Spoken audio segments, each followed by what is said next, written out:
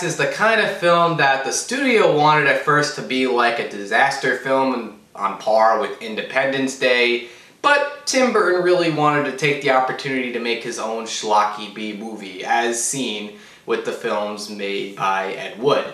Mars Attacks has a really simple plot. It's based off of a card game. If you haven't played the card game, it's just your generic alien invasion and people getting blown away in interesting and hilarious ways.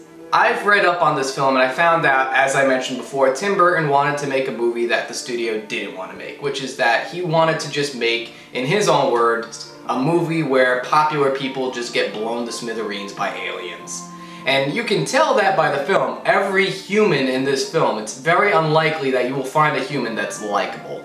Everybody is a jackass in this movie, from the president, who for some reason plays two roles. Jack Nicholson plays two roles, and I have no idea why. You got the social worker from Beetlejuice, you know, I'm not your coach, he survived, playing the grandmother. She's actually likable. I kind of like her role. Martin Short, Michael J. Fox, Sarah Jessica Parker, Pierce Brosnan is in this too.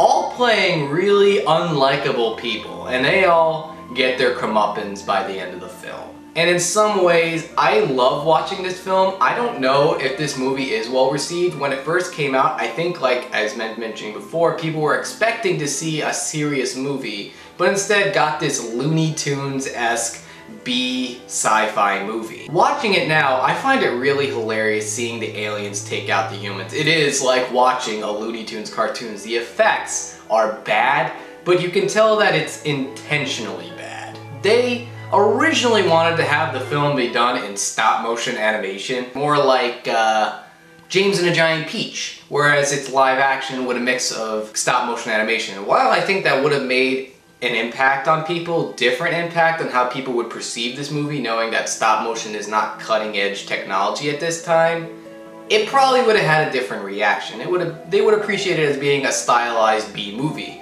But at the same time, I still think this movie works on a level if you appreciate it as being a B sci-fi movie. And you get a lot of laughs out of this film. The way they take out the aliens, I'm not going to spoil it, even though I could spoil it. It doesn't matter, this movie's been out for years. I still think it's a hilarious way of taking out aliens. I say you should check out Mars Attacks, but set your expectations low and know it. You're going into seeing a comedy versus a serious movie.